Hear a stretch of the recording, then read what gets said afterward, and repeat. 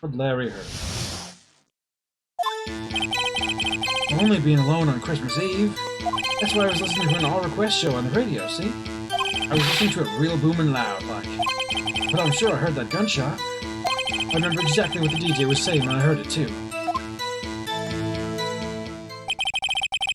Listening to your radio at a high volume. Yeah, what's the big problem? Can a man listen to his radio in peace? Isn't this a free country? I truly believe Larry has no idea what the problem here is.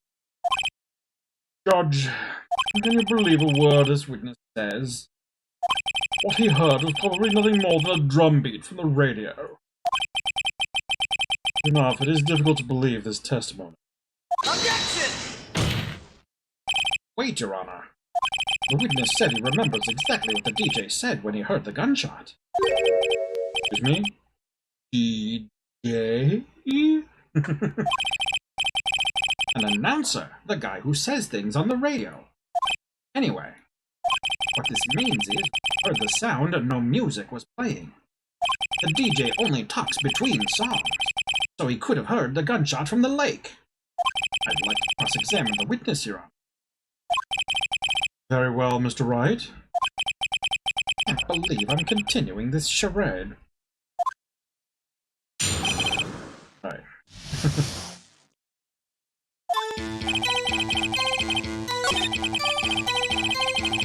All requests show on it. Real booming loud. Sure you heard the gunshot. What was the DJ saying, by the way? What did she say? Mr. Wright, please cease these pointless questions. What possible good could knowing what a radio DJ said do us? Indeed, Mr. Von Karma has a point. Well, the question only if you see some reason why we should care. We should care. Suppose it's something relating to the holiday and what time it actually was. We should care, Your Honor. Of course we should. Why? Well, how do you know if we don't ask, Fine, very well. Mr. Botts, please testify to the court. What was the radio announcer saying when you heard the gunshot?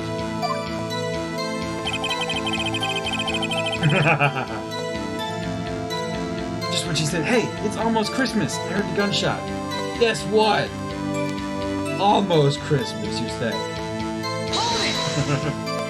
Are you sure? Of course I am. She had this real sexy voice. Maybe Von Karma was right. I'm not sure how that helped us at all. Come on. The most ludicrous testimony I've ever heard. There is one gleaming ray of hope in there. I've got to press it until we get to the bottom of what happened. Yep.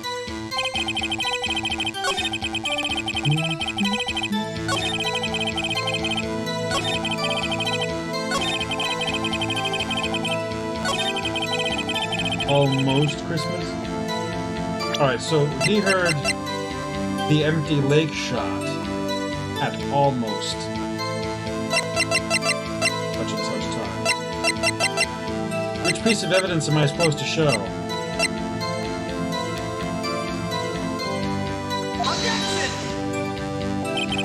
No, it was the wrong one.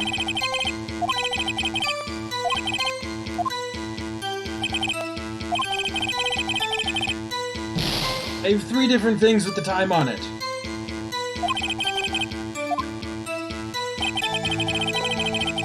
Almost Christmas.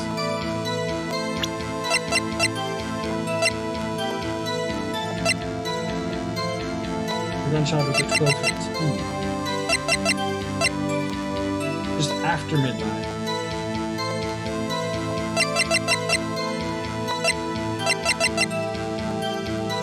There you go. Larry, are you absolutely sure what you're saying is correct? What's the face? You look scary, dude. Hey, if you're trying to scare me, you better know I don't scare that easy. Something the matter, Mr. Wright? Rana, did you hear what the witness just said? The DJ said, hey, it's almost Christmas when he heard the gunshot. Indeed. And? Almost Christmas means it wasn't Christmas. You realize what this means? When he heard the gunshot, it was still Christmas Eve. That would seem to be the case, yes. But that contradicts the two testimonies we have heard so far, Your Honor. Both Miss Hart and the old man said it was after midnight when they heard the shots. In other words, when they heard the gunshots, it was already Christmas. This is a clear contradiction, Your Honor.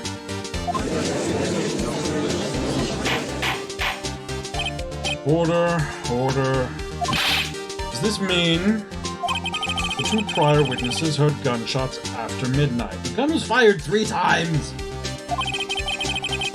However, this witness says he heard a gunshot before midnight. The answer is simple. The current witness is plainly mistaken. Just look at him, suspicious. What?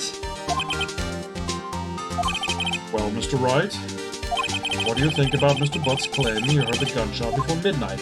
Harry's right. Larry's not mistaken, Your Honor. He heard that gunshot before midnight.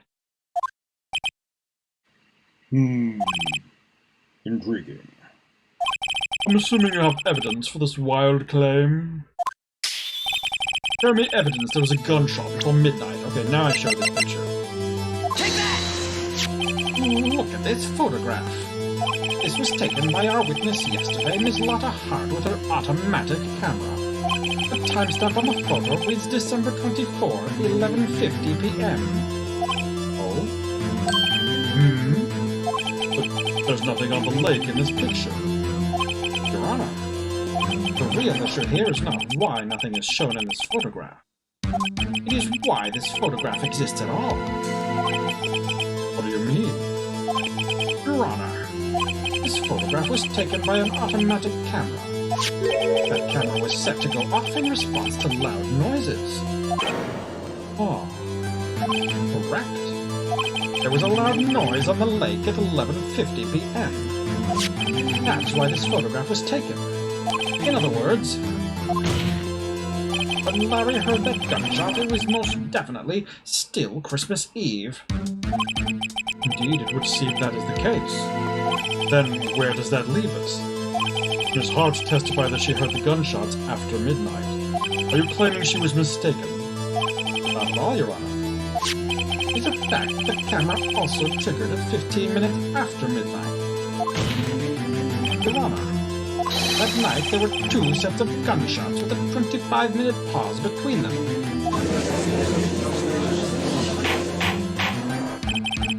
Why would this be? Objection!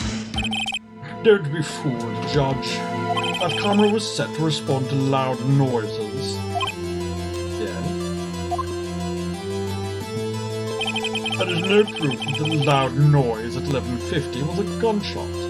Why, the witness could have sneezed, triggering the camera. Hey, my nose is clear that night, man, clear!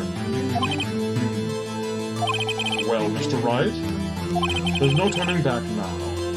Can you prove that the loud noise at 11:50 p.m. was indeed a gunshot?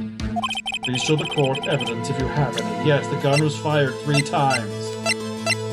Been saying that from the beginning. Take that! This is my evidence. Murder weapon?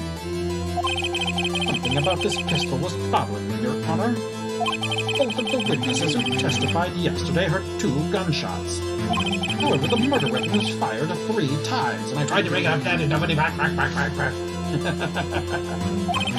When then was the last shot fired? Only now have I realized the truth. That 3rd shot was the shot Larry heard just before midnight. Order, order. That would make sense of the evidence we've seen so far. However, leaves me wondering exactly what did happen that night on the lake. Exactly. If this is true, there were 2 sets of gunshots separated by 25 minutes. One at 11:50, another at 15 minutes after midnight. Why, I ask you? Why? Uh-oh. Gotta think of something quick. Wait a second. Gunshots separated by 25 minutes? Ah! Oh, Nick. I have it. I have it. Huh? Remember the case with the steel samurai? Huh?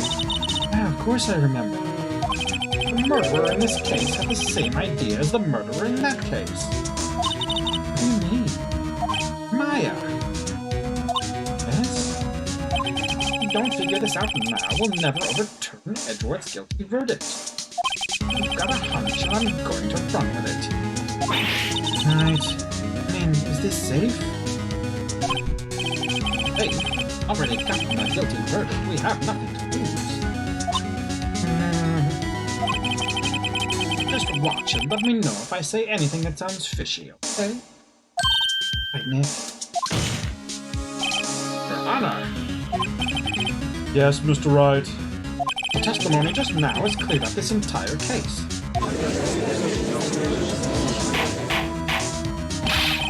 What do you mean, Mr. Wright? So you finally realized the truth. There can be no other murderer here than Miles Edgeworth himself. Wrong, Von Karma. A man was shot that night, but it wasn't Edgeworth who did the shooting. Listen, rookie. Take a deep breath and consider the fact. At the time of the murder, one boat was on that lake. This was shared by the witness's photograph.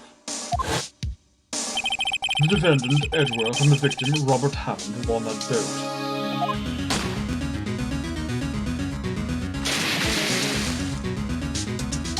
There was a gunshot fired on that boat, and Robert Hammond fell into the lake. The distance of the shooting was 1 meter. It wouldn't have been suicide. Well, the guilty party has to be the other man on that boat. I admit it is hard to imagine any other possibility. Yes, but this assumes that the victim was shot at 15 minutes after midnight. What do you mean by that, Mr. Wright? We have photographic evidence of the time of the shooting. The timestamp on the photo says 00:15. But Larry heard a gunshot 25 minutes before that. Robert Hammond was killed then, 25 minutes before the shot on the lake. That's the only way that Edgeworth can be innocent.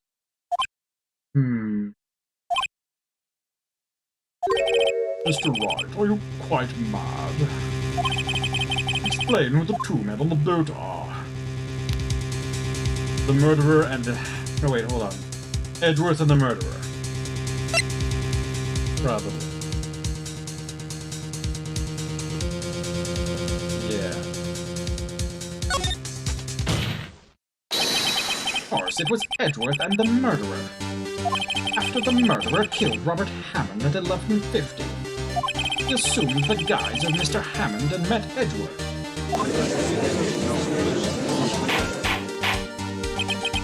What? Are you serious? Yes. Edgeworth won't tell us why he went to the lake that night. However, I have a hunch. That night, Robert Hammond called Edgeworth to the lake. Now, Edgeworth didn't know Robert Hammond's face then. That's why he didn't suspect anything when the murderer took Robert Hammond's place. I'm not sure what to make of all this. Ludicrous. Mr. Wright, tell us the name of the murderer then, Yanni Yogi. The murderer's name? Right, it's...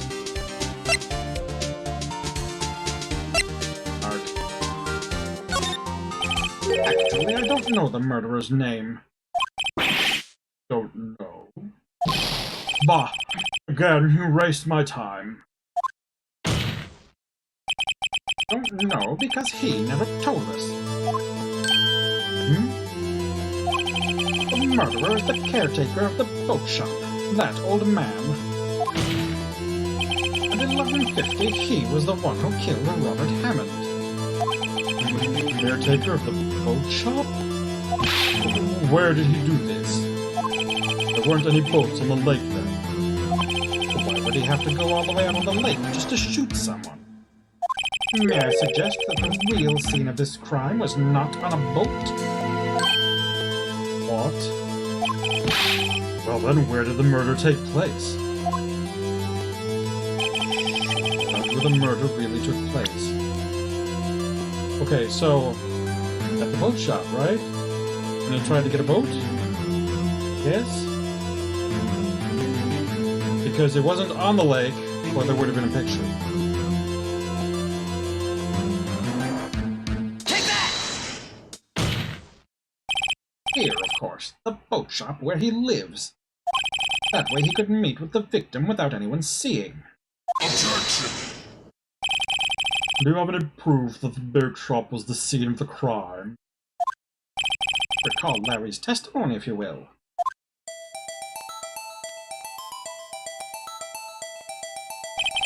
That night, he was out on the lake in a boat searching for something. He finds it and returns the boat. Then, just as he's starting to head for home, he hears a gunshot. He heard a gunshot, Your Honor, even though he was wearing headphones at the time. In other words, the gunshot was very, very close by. And where would that be if he had just returned a boat? Boat shop. Mr. Right. What happened that night on Gourd Lake? Please tell the court from the beginning. Yes, Your Honor. Nick, are you sure about this? Not really. But I think if I start at the very beginning, and I take it slow, I might just be able to figure this out.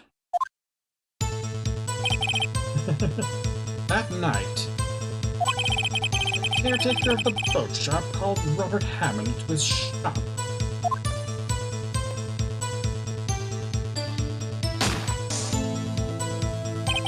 This was around 11:50.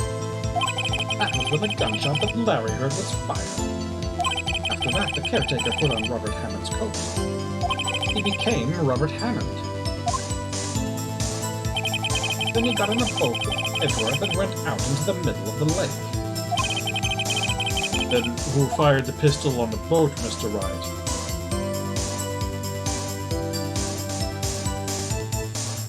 It was Edward. Because if the caretaker is killing the guy from DL6, presumably on Edgeworth's side, but Edgeworth thinks that he is the bad guy from the DL6, was Mr. Edgeworth. It was Miles Edgeworth. Nick, could it be? The old man holding the pistol? Yeah, good thinking. It was easy, Nick. Read about is what you're thinking. Of course, it was the murderer who shot the pistol. He shot twice. Both missed Edgeworth. On purpose. Wait a minute. Yes? Why would he shoot twice if he didn't mean to hit anyone? Details. Know this, Mr. Wright. The moment you run out of explanations is the moment you lose.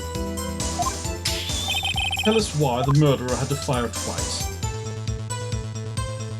Create a witness, tells me. I believe he shot twice to create a witness, Your Honor. Create a witness? The murderer lifts his pistol and fires a one shot. That ensures that anyone who heard the shot would look at the lake. Indeed, in his heart, he did exactly that after hearing the first gunshot. Next, the murderer waits a bit and he fires again. Then,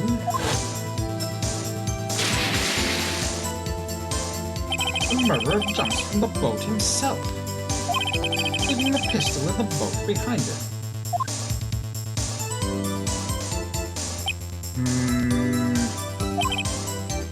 See? The someone looking from the edge of the lake, it would appear that one of the men on the boat had shot the other. The murderer didn't know about the automatic camera, of course. That's why he shot twice to draw attention to the boat. Once you realize that, everything else falls into place. The boat shop caretaker swam back to his shop. Then he put Mr. Hammond's wet coat back on the body, and threw the body into the lake. This is what happened, Your Honor. These are the events that transpired that night on Wood Lake.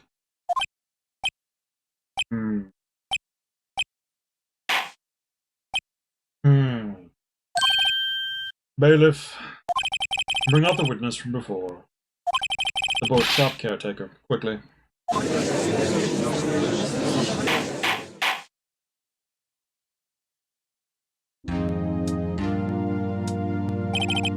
Very well. While we're waiting for the caretaker, I would like to ask the defendant, Miles Edgeworth, a few questions. Mr. Edgeworth, please take the stand.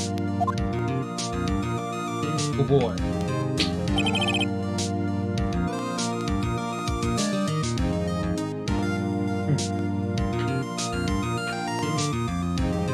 Mr. Edgeworth, you heard what the defense has said? Yes. Well, why did you go to the lake that night? What Wright has said was mostly correct. Astonishingly so, actually. Yes. A couple days ago, I received a letter, and it was signed Robert Hammond. He asked me to come to the boat shop by the lake at midnight Christmas Eve. He said he had something very important to discuss. Something important? Sorry, can't say what it was. Your Honor, sir. We're conducting a trial here. I ask that you remain quiet. The witness has disappeared. He isn't at the boat shop either. What? What should I do? Find him, quickly. We cannot allow him to get away.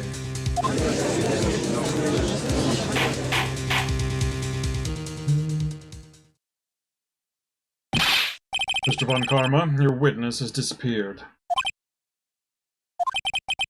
A search warrant has already been issued. It goes without saying that I cannot declare a verdict under these circumstances. I'll extend the trial until tomorrow, the final day allowed. I request the police department utilize all its forces to find that witness. Understood? One more thing. Just who is that boat shop caretaker? I think his identity has become very important to this trial. I want him, and I want to know who he is. Very well. Court is adjourned.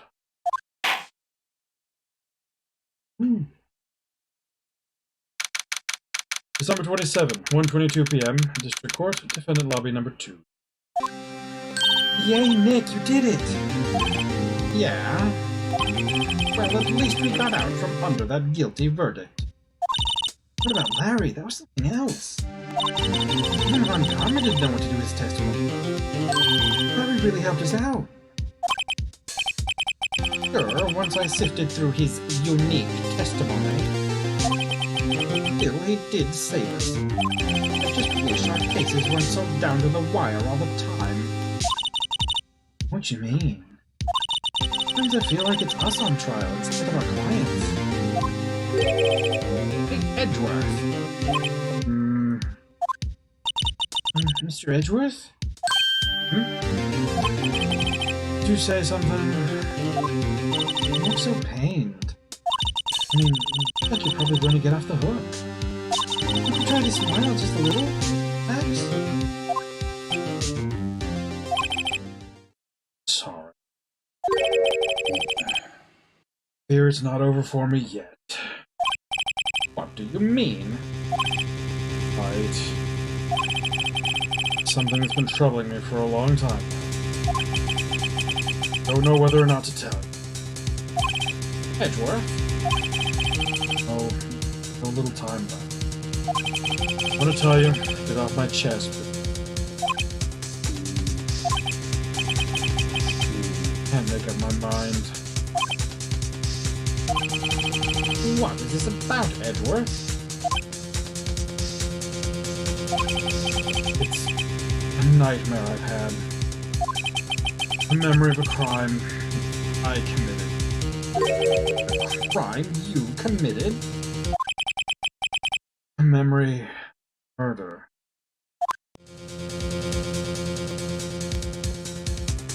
To be continued. Oh no.